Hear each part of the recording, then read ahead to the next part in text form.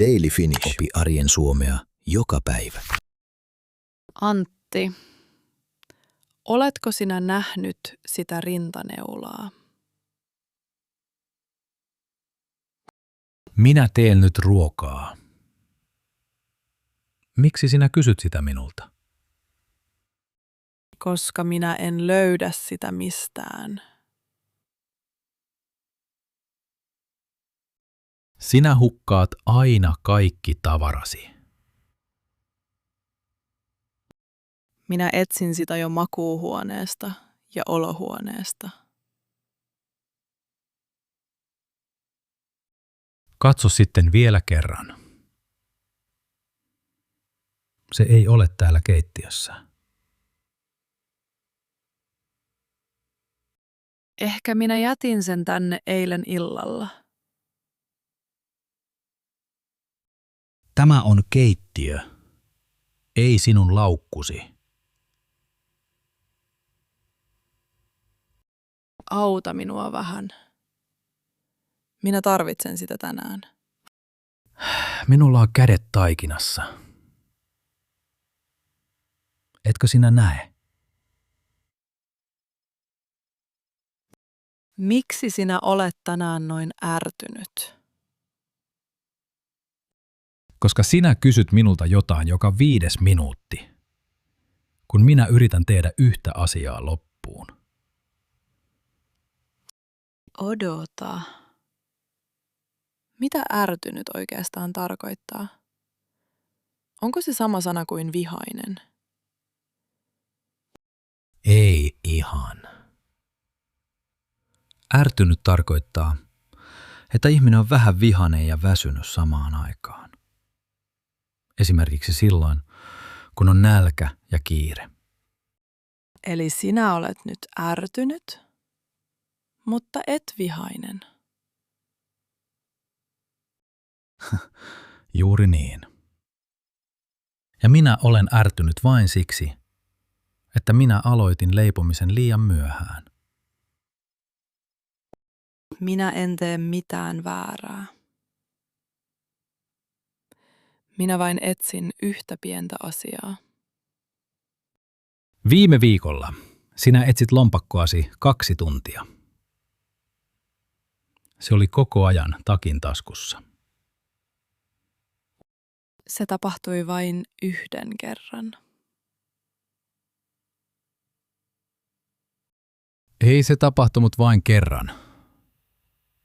Se tapahtuu melkein joka viikko. Hyvä on, hyvä on. Älä nyt suutu. Minä en ole vihainen. Minä olen kiireinen, koska äiti tulee tänne tunnin päästä. Tunnin päästä. Sinä sanoit eilen, että hän tulee vasta iltapäivällä. Sanoin. Mutta minä luin viestin juuri uudestaan. Ja siinä lukee kello 12. Nyt kello on 11. Antti, tämä asunto on aivan sekaisin. Laatikot ovat kaikkialla. Anna, hengitä rauhassa. Me muutimme tänne vasta viikko sitten. Äiti tietää sen hyvin. Mutta minä en halua, että hän näkee pölyt lattialla. Äiti ei katso pölyjä. Hän katsoo, syötkö sinä tarpeeksi ja nukutko sinä hyvin. Kotimaassani vieraantulo tarkoittaa, että koko koti siivotaan 2 päivää etukäteen. Ymmärrän. Täällä riittää, että lattia on imuroitu ja tiskit ovat pois pöydältä. Se on ihan tarpeeksi. Selvä. Minä imuroin olohuoneen ja eteisen. Vietkö sinä roskat? Vien. Mutta ensin meidän täytyy lajitella ne. Lajitella. En tunne tuota sanaa. Lajitella tarkoittaa, että roskat laitetaan eri pusseihin. Ruokajäte menee omaan pussiinsa ja paperi omaansa. Se on kierrätystä. Voi ei. Minä olen laittanut melkein kaiken samaan roskapussiin. Sen minä huomasin. Katsotaan yhdessä, mikä menee mihinkin. Aloitetaan tästä. Tässä on perunankuoria ja vanhaa leipää. Mihin ne menevät? Ne menevät biojätteeseen. Biojäte tarkoittaa ruokajätettä, siis perunankuoret, kahvinporot ja vanha leipä. Entä tämä maitopurkki ja tämä mehupurkki? Ne ovat kartonkia. Kartonki tarkoittaa paksua paperia, josta tehdään purkkeja ja laatikoita. Huuhtele ne ensin vedellä.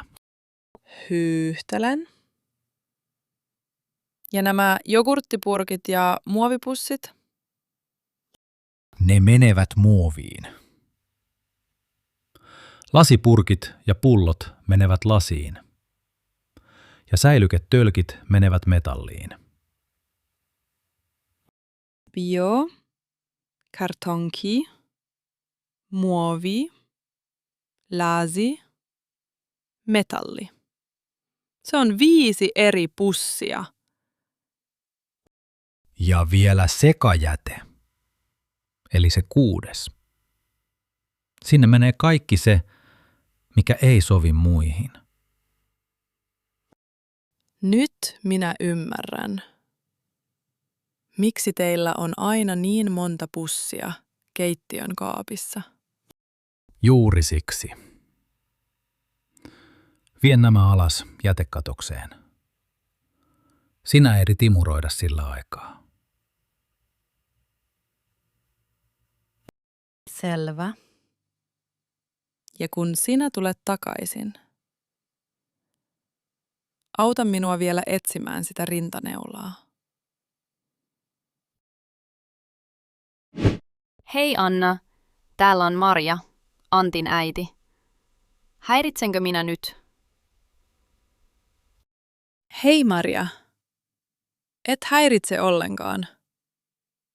Minä siivoon juuri olohuonetta. Hyvä. Minä soitan siksi, että minä olen jo junassa. Juna on aikataulussa. Selvä. Mihin aikaan sinä olet Helsingissä? Juna saapuu kello 12.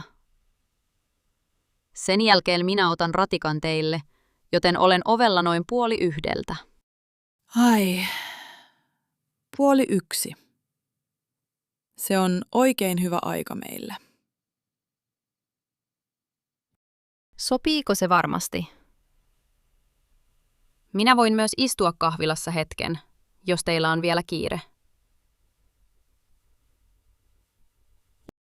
Ei tarvitse. Tule vain suoraan meille. Me odotamme sinua. Kiitos. Minä kysyn aina etukäteen, koska en halua tulla yllättäen ovelle. Onko se suomalainen tapa, että vieras soittaa aina ensin? On kyllä.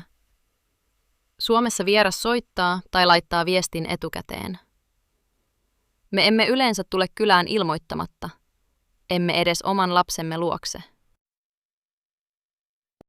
Kotimaassani sukulaiset tulevat usein ovelle ilman puhelua. Se on siellä ihan tavallista. Niin minä olen kuullut. Täällä moni haluaa tietää etukäteen, että ehtii keittää kahvit valmiiksi. Se on hyvä syy. Marja, tarvitsetko sinä jotain kaupasta? En tarvitse mitään. Älkää ostako mitään ylimääräistä minun takiani. Minä käyn kuitenkin nopeasti kaupassa. Meillä loppui kahvi tänä aamuna. Kahvi kannattaa hakea, mutta älä osta mitään muuta. Minulla on mukana pieni paketti tuliaisia. Tuliaisia. Mitä se sana tarkoittaa? Tuliaiset tarkoittavat pientä lahjaa, jonka vieras tuo mukanaan. Se voi olla vaikka kahvipaketti, suklaalevy tai jotain itse tehtyä. Sinun ei olisi tarvinnut. Riittää, että sinä tulet. Niin sanotaan aina. Nähdään 12:30, Anna. Hyvää päivänjatkoa. Hei, löysitkö kaiken, mitä etsit? Hei. Löysin kyllä. Kiitos. Minulla on tässä myös pullokuitti. Hyvä. Annatko sen minulle, niin vähennän sen summasta. Tässä. Minä palautin 6 isoa muovipulloa.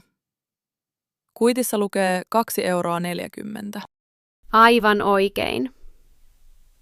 Isosta muovipullosta saa 40 senttiä. Pienestä pullosta saa 20 senttiä ja tölkistä 15. Anteeksi, mikä on pantti? Minä näen sen sanan aina hyllyssä hinnan vieressä. Pantti tarkoittaa rahaa, joka on pullon hinnassa mukana. Kun sinä tuot pullon takaisin kauppaan, sinä saat sen rahan takaisin. Eli minä maksan sen ensin, mutta se ei ole oikeasti maksu. Se on vain laina. Juuri niin voi ajatella. Siksi Suomessa lähes kaikki pullot palautetaan. Hyvä tietää. Voitko sanoa hinnat ääneen? Minä harjoittelen vielä numeroita. Sanon mielelläni. Kahvipaketti maksaa 6,49 €. 6,49 €. Entä kerma? Kuohukerma maksaa 1,45 € ja kardemumma maksaa 2,29 €. Entä tämä pieni hiivapaketti? Hiiva maksaa 65 senttiä. Ja nämä suomalaiset mansikat maksavat 8,50 € litralta. Mansikat ovat kalliita, mutta ne tuoksuvat todella hyvältä. Otan 1 litran. Hyvä valinta. Kotimaiset mansikat ovat parhaimmillaan juuri nyt heinäkuussa. Meille tulee vieras tänään, joten minä halusin jotain kesäistä pöytään. Mansikat ja kahvi ovat aina hyvä yhdistelmä. Kaikki yhteensä tekee 19,38 €. Ja kun pullokuitti vähennetään, Silloin maksat 16,98 €. Maksatko kortilla vai käteisellä? maksan kortilla. Saisinko myös kuitin? Totta kai. Tässä se on. Tarvitsetko kassin? Ei kiitos, minulla on oma kangaskassi mukana. Kiitos avusta ja hyvää kesää. Anna, tule tänne katsomaan. Taikina on noussut hyvin. Se on 2 kertaa isompi kuin äsken. Miten se tapahtui noin nopeasti? Taikina kohosi. Kohota tarkoittaa, että taikina kasvaa isommaksi ja nousee ylöspäin. Hiiva tekee sen työn. Ja mitä taikina oikeastaan tarkoittaa? Minä käytän sitä sanaa, mutta en osaa selittää sitä. Taikina on se pehmeä massa, josta pulla tehdään. Siinä on jauhoja, maitoa, hiivaa, sokeria ja voita. Nyt minä ymmärrän. Ja tämä tuoksu on aivan ihana. Mikä se mauste on? Se on kardemumma. Ilman kardemummaa suomalainen pulla ei maistu pullalta. Antti, anteeksi äskeinen. Minä olin hermostunut ja kysyin sinulta liian monta kertaa samaa asiaa. Ei sinun tarvitse pyytää anteeksi. Minä olin itse ärtynyt, koska nukuin huonosti ja tiesin, että aika loppuu kesken. Me molemmat olimme väsyneitä. Muutto vei kaikki voimat. Sovitaanko näin? Sinä leikkaat pullat, minä laitan ne pellille. Sovitaan. Kuinka paksuja palojen pitää olla? Noin 3 sentin paksuisia. Älä leikkaa liian ohuita, koska silloin ne kuivuvat uunissa. Selvä. Ja mihin lämpötilaan uuni laitetaan? 200 astetta. Pullot paistuvat noin 12 minuuttia. Silloin ne ovat valmiita juuri ennen kuin Marja tulee. Täydellinen ajoitus.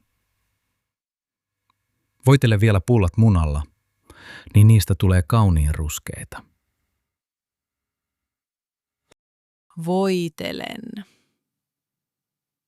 Antti, mitä minä sanon sinun äidillesi, kun hän tulee ovesta sisään? Sano vain, hei Maria, tervetuloa. Sen enempää ei tarvita. Sanonko minä häntä Marjaksi vai äidiksi? Kotimaassani minä sanoisin häntä äidiksi. Sano Maria. Suomessa käytetään yleensä etunimeä, ja se on ihan kohteliasta. Entä sana Anoppi? Voinko minä sanoa häntä Anopiksi? Anoppi on oikea sana. Mutta me käytämme sitä yleensä silloin, kun puhumme hänestä muille. Emme silloin, kun puhumme hänelle itselleen. Anna, auta minua vetämään tämä sohva auki. Äiti nukkuu täällä yhden yön. Ai, tämä sohva muuttuu sängyksi. Minä en tiennyt sitä ollenkaan. Muuttuu kyllä. Tätä sanotaan sohvasängyksi. Se on tavallinen pienissä suomalaisissa asunnoissa, joissa ei ole erillistä vierashuonetta. Nyt se aukesi. Mitä me laitamme sen päälle? Petivaatteet. Petivaatteet tarkoittavat lakanaa, pussilakanaa ja tyynyliinaa. Lakana, pussilakana, tyynyliina. Mikä ero on lakanalla ja pussilakanalla? Lakana tulee patjan päälle. Pussilakana on kuin iso pussi, jonka sisälle peitto laitetaan. Ja tyynyliina tulee tyynyn päälle. Se sana on helppo muistaa. Juuri niin. Ota sinä tyynyliina, minä laitan peiton pussilakanaan. Tarvitseeko Marja vielä jotain muuta? Laita eteiseen puhtaat vierastossut. Vierastossut ovat tossut, joita vieraat käyttävät sisällä. Onko se tavallista Suomessa? Minä luulin, että täällä kävellään sukkasillaan. Moni kävelee sukkasillaan. Se on totta. Mutta on kohteliasta tarjota vierastossuja, etenkin vanhemmalle vieraalle. Hyvä vinkki. Hainko minä ne kaapista? Häe. Ja vielä yksi asia. Minä varasin meille saunavuoron tälle illalle kello 8. Saunavuoron. Mitä se tarkoittaa? Meillähän ei ole omaa saunaa asunnossa. Ei olekaan. Mutta tässä talossa on yhteinen sauna kellarissa. Saunavuoro tarkoittaa sitä aikaa, jolloin sauna on vain meidän käytössämme. Miten sellaisen vuoron saa? Rappukäytävässä on varauslista.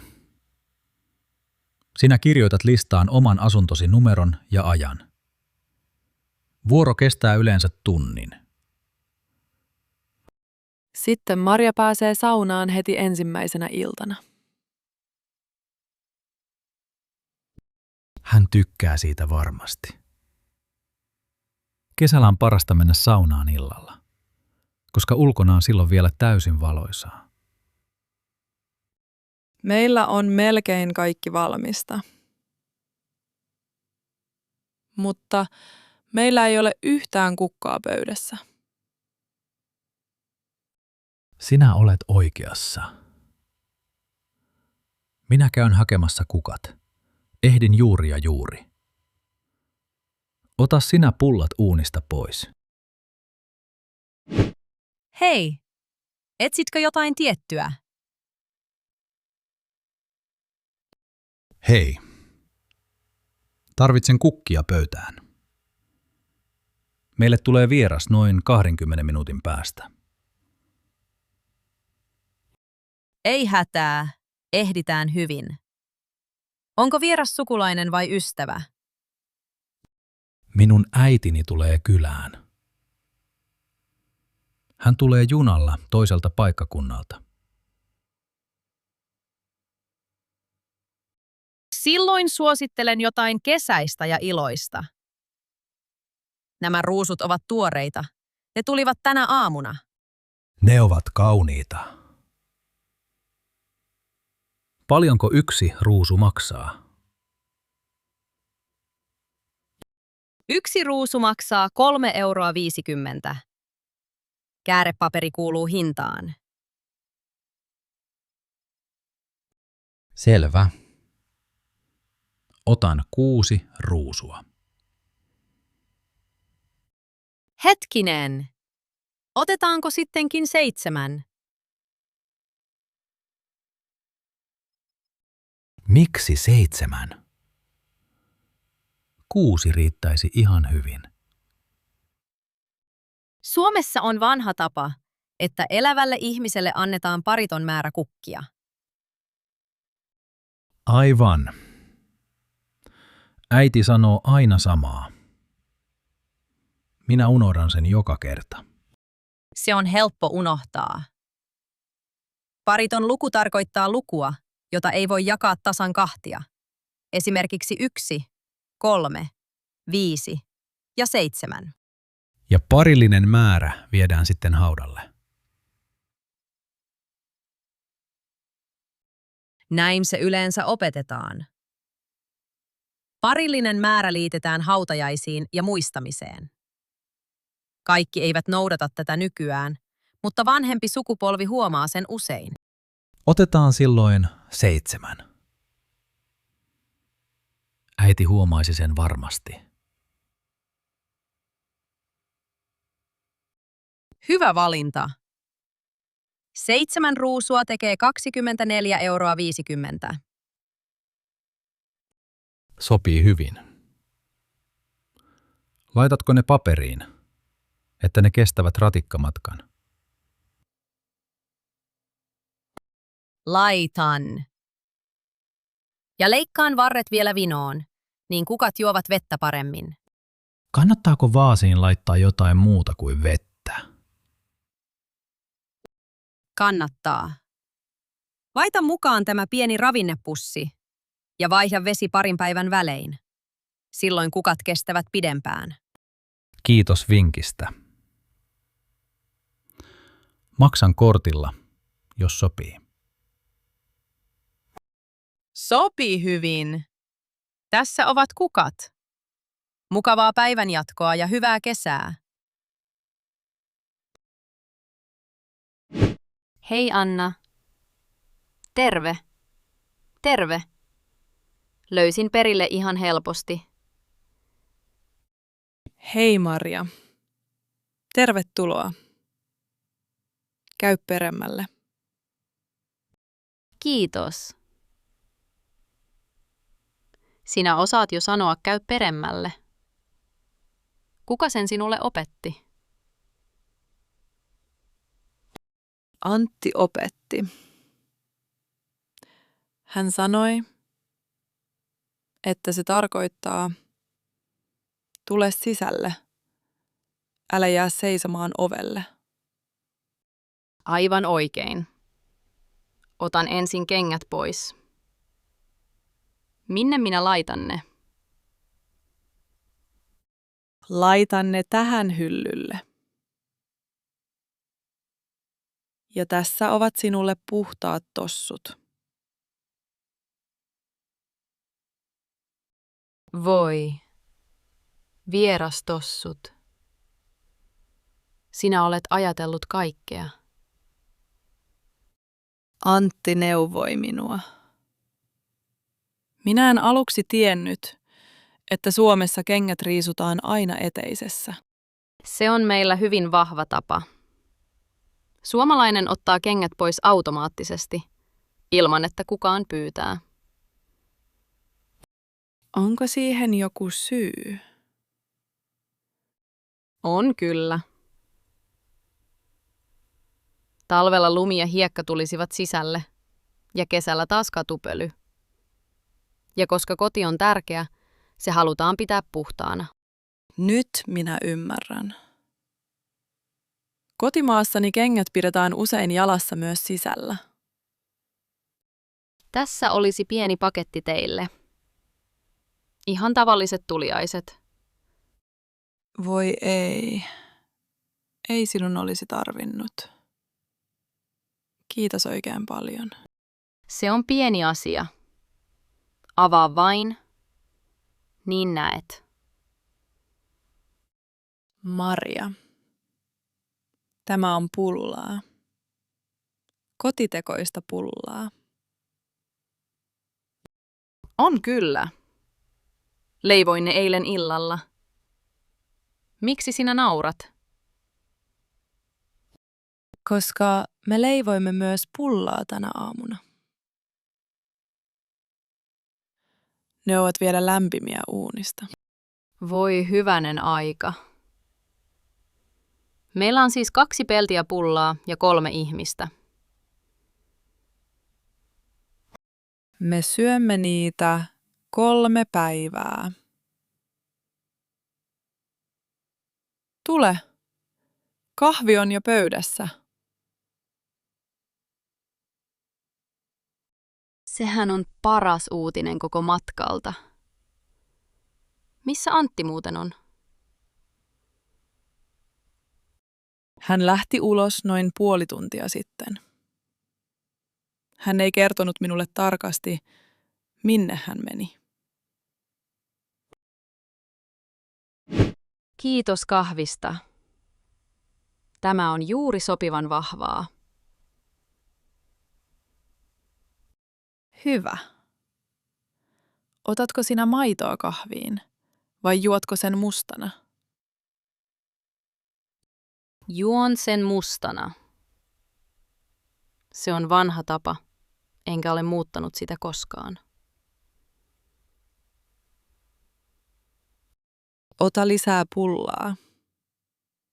Ja nämä mansikat minä ostin tänä aamuna lähikaupasta. Kotimaisia mansikoita. Nämä ovat kesän parasta antia. Maistuvatko ne sinusta hyviltä? Maistuvat kyllä. Ne ovat paljon makeampia kuin ne mansikat, joita kaupassa on talvella. Niin ovat. Suomen kesä on lyhyt, mutta valoa on paljon, ja siksi marjat maistuvat väkevämmiltä. Mitä väkevä tarkoittaa? En ole kuullut tuota sanaa aiemmin. Väkevä tarkoittaa vahvaa makua tai tuoksua. Esimerkiksi väkevä kahvi tai mansikan väkevä tuoksu. Väkevä kahvi. Se on hyvä sana. Minä kirjoitan sen ylös myöhemmin. Miten teillä muuten menee uudessa asunnossa? Onko täällä ollut rauhallista? On ollut. Tämä asunto on pieni. Mutta me olemme täällä vain 6 viikkoa ennen lähtöä. 6 viikkoa menee nopeasti. Jännittääkö sinua lähtö? Jännittää vähän. Mutta kaikki on paljon helpompaa, koska Antti tulee mukaan samaan kaupunkiin. Hän kertoi minulle siitä pitkään puhelimessa. En ole kuullut hänen ääntään noin iloisena moneen vuoteen. Me tulemme takaisin vuoden päästä. Ja sitten me tulemme heti käymään teillä. Anna. Hetkinen. Saanko kysyä yhtä asiaa? Tietysti. Kysy vain. Se rintaneula sinun kauluksessasi. Onko se, jonka minä annoin sinulle mökillä? Voi ei. Se on ollut minun kauluksessani koko päivän. No sehän on hyvä paikka sille. Miksi sinä näytät noin hämmästyneeltä? Koska minä etsin sitä koko aamun. Minä käänsin kaikki laatikot ylösalaisin ja riitelin Antin kanssa siitä. Sitä sattuu meille kaikille. Minä etsin viime viikolla silmälaseja puoli tuntia, ja ne olivat koko ajan minun päälaellani. Anna, minä tulin. Katso, minä ehdin sittenkin. Ehdit mihin?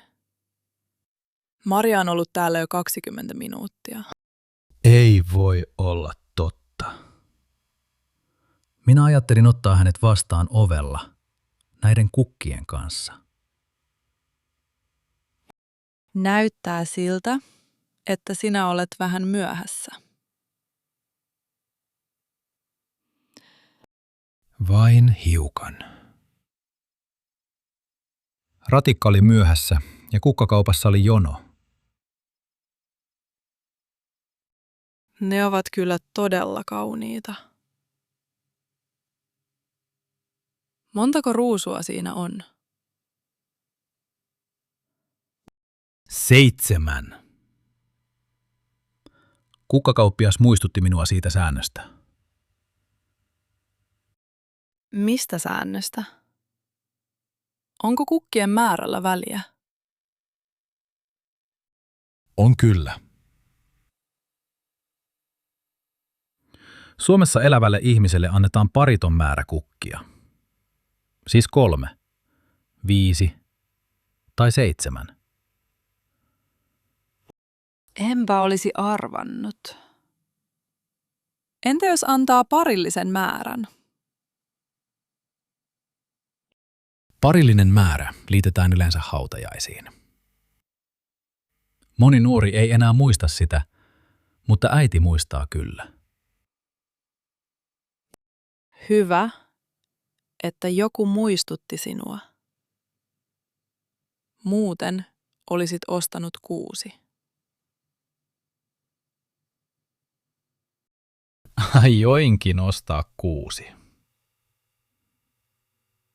Kukkakauppias pysäytti minut viime hetkellä. Sinä siis unohdat säännöt ja minä hukkaan tavarat. Me olemme aika hyvä pari. Puhutaanko me nyt siitä rintaneulasta? Löysitkö sinä sen lopulta? Löysin. Katso tarkkaan. Se on tässä kauluksessa. Oliko se siinä koko ajan? Sinä siis riitelit minun kanssani tyhjästä. Riitelin. Ja sinun äitisi huomasi sen 3 sekunnissa. Tietysti huomasi. Äiti huomaa aina kaiken. Onko kahvia vielä jäljellä? On. Ja 2 peltiä pullaa. Sinun äitisi toi meille myös pullaa tuliaisiksi. Tietysti hän toi. Hän ei tule koskaan tyhjin käsin. Anna ne kukat minulle, niin laitan ne vaasiin pöydälle. Mene sinä tervehtimään häntä. Ole hyvä. Ja muista laittaa vaasiin se pieni ravinnepussi, jonka sain kaupasta. Laitan. Ai niin. Sinun täytyy vielä muistuttaa Mariaa saunavuorosta. Kello 8 illalla. Kesällä ulkona on silloin vielä täysin valoisaa, ja saunan jälkeen me istumme parvekkeella. Tästä tuli sittenkin hyvä päivä, vaikka se alkoi vähän huonosti.